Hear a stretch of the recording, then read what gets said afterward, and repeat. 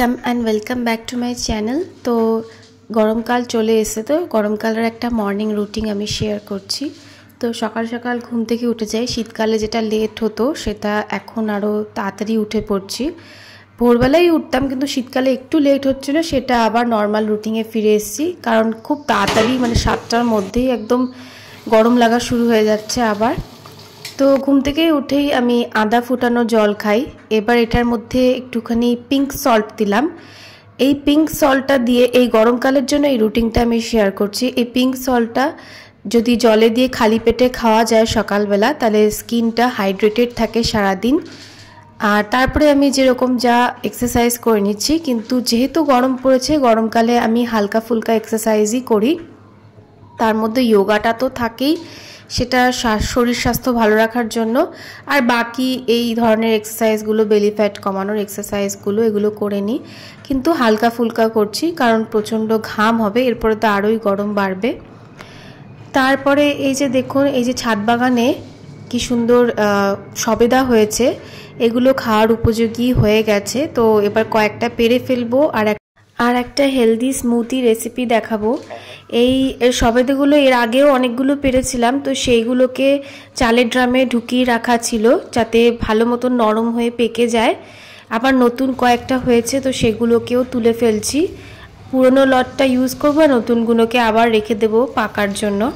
গরমকালের জন্য কিন্তু খুব হেলদি ফ্রুট, এটা কিন্তু সিজনাল ফ্রুট। আর এতে প্রচুর ভিটামিন মিনারেল আছে আর আয়রন কন্টেন্টও আছে। তো গরমকালে যে যে ফ্রুটস আর সবজিগুলো পাওয়া যায় সেগুলো কিন্তু অবশ্যই শরীরের পক্ষে দরকার। এই নতুন সিজনে নতুন যে সবজি বা ফল ওঠে তার একটা সায়েন্টিফিক কারণ আছে। কারণ বডিতে যে যে জিনিসের ঘাটতি হতে পারে সেইটা পূরণের জন্যই কিন্তু সিজনাল সবজি আর সিজনাল ফ্রুটটা খাওয়া খুবই দরকার। তো দেখুন কতগুলো সবেদা হয়েছে। আমি তো ভাবতেই পারিনি যে ছাদ বাগানে সবেদাও হবে, যদিও অনেক টাইম লেগেছে হতে, কিন্তু বেশ ভালোই হলো। তবে এটাকে এবার একটু বড় জায়গায় দিতে হবে। এই হারভেস্টিংয়ে আমার কিছুটা সময় চলে যায়। এই যে দেখুন এক ঝুড়ি সবেদা, এটা ফুল ফ্যামিলির জন্য একদম এনাফ, আমাদের ছোট্ট ফ্যামিলির জন্য।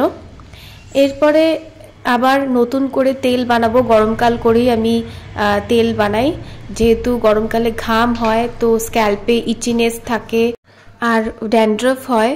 তো সেই জন্য একটা হোম রেমেডি আমি শেয়ার করছি। এটা আমি আগের বছর থেকেই বানানো, এই তেল বানানোটা শুরু করেছি, খুব ভালো ফল পেয়েছি, তাই এবছরও আবার করে বানাবো। নিম পাতা তুলে নিলাম, আবার কারি পাতাও হয়েছে গাছে ভর্তি, তো কারি পাতাও তুলে নিচ্ছি। কারি পাতা চুলের জন্য খুবই ভালো, চুল কালো রাখতে, চুলের গোড়া মজবুত রাখতে, হেয়ার গ্রোথে সাহায্য করে। আর নিম পাতা অ্যান্টি ফাঙ্গাল আর অ্যান্টি ব্যাকটেরিয়াল প্রপার্টিজ আছে। নাইকা থেকে একটা পার্সেল অর্ডার করেছিলাম, আসলে একটা হেয়ার অয়েল অর্ডার করেছিলাম, কোকোনাট অয়েল, যে অয়েলটা আমি ইউজ করি। এটা হচ্ছে ম্যাক্স কেয়ারের একদম 100% original coconut oil, extra virgin আর কোল্ড প্রেসড পদ্ধতিতে করা, হিটিং প্রসেসে না। আর কিছু গ্রসারি প্রোডাক্টও দেখিয়ে দিই। অনেকে জিজ্ঞাসা করে আমি কি গ্রিন টি খাই, তো আমি এই ভাদাম কোম্পানির মোরিঙ্গা তুলসী গ্রিন টিটা খাই, অ্যামাজন থেকে অর্ডার করা হয়েছিল।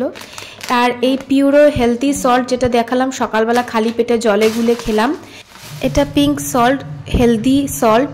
আর এটা খালি পেটে জলে গুলে খেলে হাইড্রেশনের সমস্যা চলে যায়। সাদা নুনটাকে বাদ দেওয়াটাই ভালো, তার বদলে এরকম পিঙ্ক সল্ট নেওয়া যেতে পারে। তারপরে এই যে গুড়ের পাউডার নিলাম আর ছোলা গুড় পাউডারটা খুব কাজে লাগে, কারণ যেহেতু আমি কোনো কিছুতেই চিনি ইউজ করি না। আর হচ্ছে এটা সেসামি সিড নিয়েছি, মানে সাদা তিল, আর নিয়েছি এই মেথির দানা। এই মেথিটাও আমার অনেক কাজে লাগবে। মেথি মৌরি ভেজানো জলও খাই, আবার হেয়ার অয়েল বা হেয়ার রেমিডিসেও খুব কাজে লাগে, মেথির খুবই গুণাগুণ আছে। তো একটা কাচের জার নিয়ে নিয়েছি।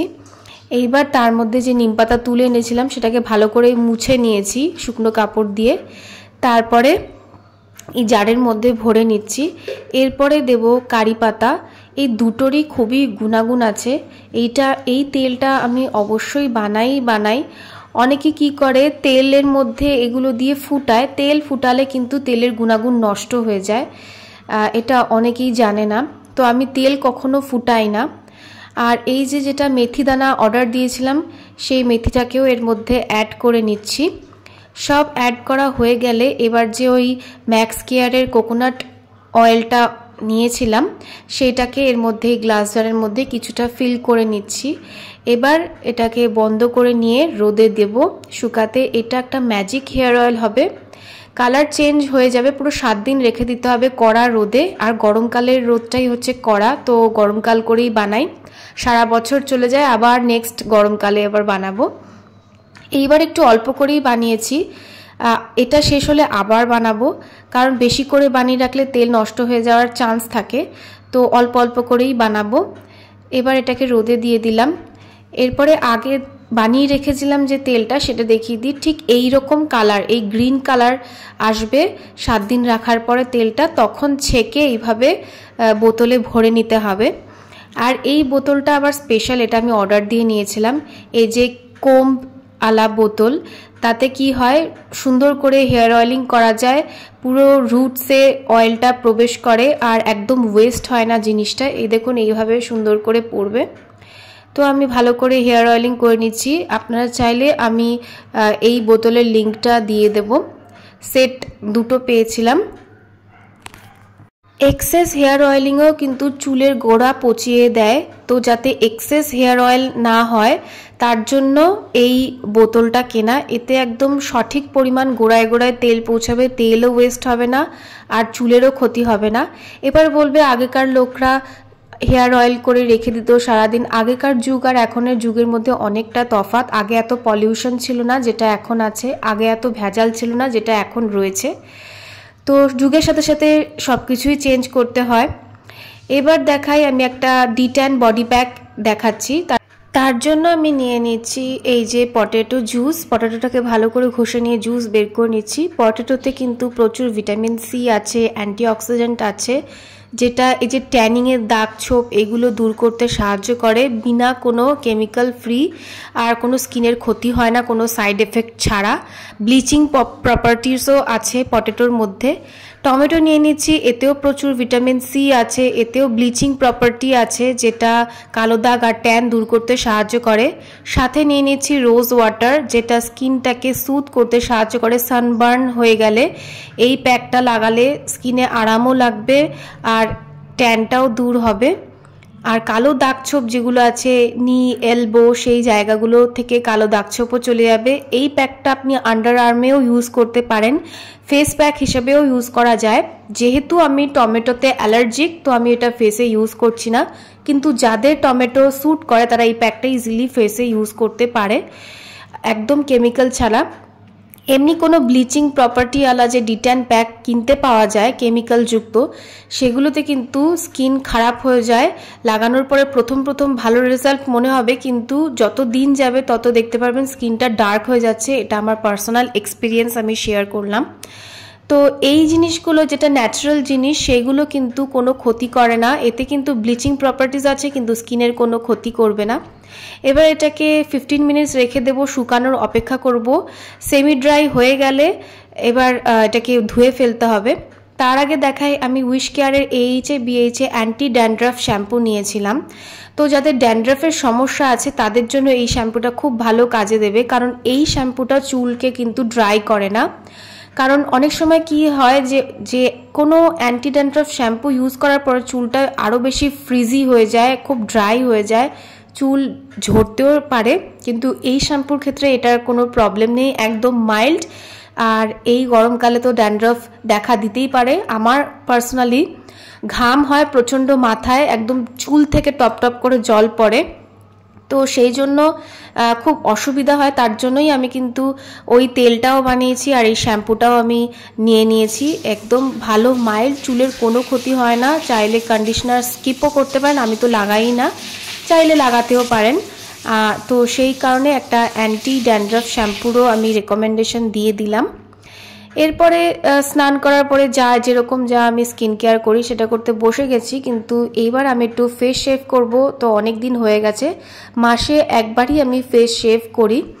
আর গরমকালে দেখবেন এই পশমগুলো থাকলে আরও বেশি ঘাম হয় যেন মুখে, আর কোনো রকম কেউ মেকআপ করলে সেটা আরও গলে গলে পড়ে, কেকি লাগে স্কিন, গরমকালে তো খুব বুঝে শুনেই মেকআপ করতে হয়, আর স্কিনটাকে প্রিপেয়ার করে রাখাটা খুব প্রয়োজন। তো আমি ফেশিয়াল হেয়ারটাকে ক্লিন করে রাখছি, সবসময় সব কিছু রেডি করে রাখাটাই খুব ভালো। এরপরে বায়োডার্মা এই সেন্সিবায়ো মাইসেলার ওয়াটার, আমি এইটাই ইউজ করি, একদম মাইল্ড, আমার গার্নিয়ারেরটা স্যুট হয় না, তো এটা দিয়েই মুখটা পরিষ্কার করে নিচ্ছি। ডে টাইমে আমি কিন্তু কোনো ফেস ওয়াশ ইউজ করি না, জাস্ট ঠান্ডা জলে মুখ ধুয়ে নিই, অথবা যেদিন ঝুল ঝাড়া বা ঘর পরিষ্কার করা হয়, নোংরা ঘাটা হয়, তখন এরকমভাবে বায়োডার্মা দিয়ে সকালে পরিষ্কার করে নিই। আর এই যে এরকম শেভিং করেছে, তো তার জন্য বায়োডার্মা দিয়ে ফেসটাকে ভালোভাবে ক্লিন করে নিলাম। একমাত্র রাতেই আমি ফেস ওয়াশ করি, তো যারা জানতে চাইছিলে তাদের জন্য আমি এটা বলে দিলাম। এরপরে আমি টোনার ইউজ করে নিচ্ছি। শেভিং করার পরে কোনো সিরাম না, কোনো নাইসিনামাইড না, কোনো ভিটামিন সি সিরাম না, কোনো সিরাম না, কারণ স্কিনটা সেন্সিটিভ হয়ে থাকে। তো একটা হাইড্রেটিং টোনার নিয়ে নিলাম, এটা হচ্ছে রাইস টোনার, এটার আমি লিঙ্ক আগের ভিডিওতেও ডিসক্রিপশন বক্সে দিয়ে দিয়েছি। গরমকালের জন্য খুবই অ্যাপ্রোপ্রিয়েট। এই টোনার সম্পর্কে ডিটেলসে আমি আগের ভিডিওতে এগুলো দিয়েছিলাম, চাইলে আমি এই ভিডিওটার লিঙ্কটা অ্যাটাচ করে দেবো এই ভিডিওর এন্ডে। তারপরে উইশ কেয়ারে SPF লিপ বাম লাগিয়ে নিলাম যেহেতু ডে টাইম। তারপরে সানস্ক্রিন লাগিয়ে নিচ্ছি। শেভিং করার পরে তো অবশ্যই সানস্ক্রিন লাগাতে হবে, নাহলে কিন্তু স্কিনের পুরো 12টা বেজে যাবে, স্কিনের রেডনেস চলে আসতে পারে। তো এরপরে আমি যা করি আর কি, এই উইশ কেয়ারের হেয়ার গ্রোথ সিরামটা লাগিয়ে নিচ্ছি। এটা অনেক দিন ধরেই আমি দেখাচ্ছি, এটা সত্যিই খুব ভালো কাজে দেয়, চাইলে আপনারা ট্রাই করতেই পারেন। তো এটা ছিল আমার simple morning skin care routine. যেদিনকে আমি শেভ করি, ফেস শেভ না করলে নাইসিনামাইড সিরামটা লাগাতাম, আর রোজ টোনারটাও লাগিয়েছিলাম। ওটা খুবই রিফ্রেশিং একটা ভাইব দেয়, স্কিনের জন্য খুবই হাইড্রেটিং টোনার। তো একদম রেডি। এবার ব্রেকফাস্টের একটা রেসিপি দেখিয়ে দিই। তার জন্য নিয়ে নিচ্ছি মিল্ক। যারা ওয়েট লস করছো তাদের জন্য যে টোন্ড মিল্কগুলো হয়, যেটা ক্রিম তোলা মিল্ক, সেইটা ইউজ করতে পারো।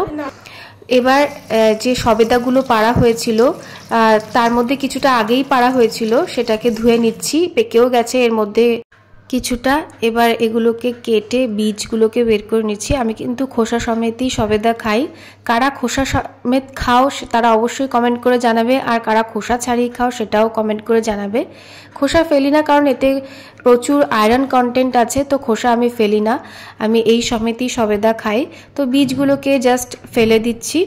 এরপরে একটা মিক্সিং জারের মধ্যে দুধটা নিয়ে নিচ্ছি, অবশ্যই এটা ঠান্ডা করা হয়েছে, তারপরেই নিয়ে নিচ্ছি। তারপরে এর মধ্যে সবেদাগুলোর টুকরোগুলো দিয়ে দেব।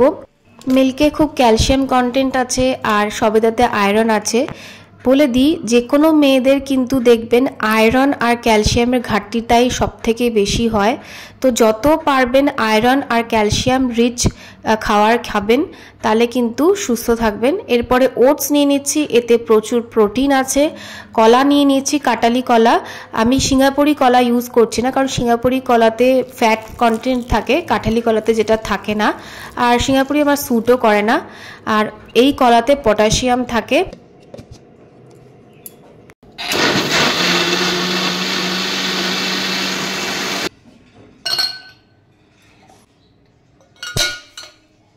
এই গরমকালে গ্লাসে কয়েক টুকরো বরফ দিয়ে এই স্মুদিটা সার্ভ করে খেয়ে নেবেন, দারুণ লাগবে, জাস্ট খুবই রিফ্রেশিং লাগবে, আর বডির জন্য ভালো। একদম যে টায়ার্ডনেসটা আসে গরমকালে দেখবেন চটজলদি, যেহেতু প্রচুর ঘাম বেরিয়ে যায়, সেটাও কিন্তু এক ঝটকায় চলে যাবে।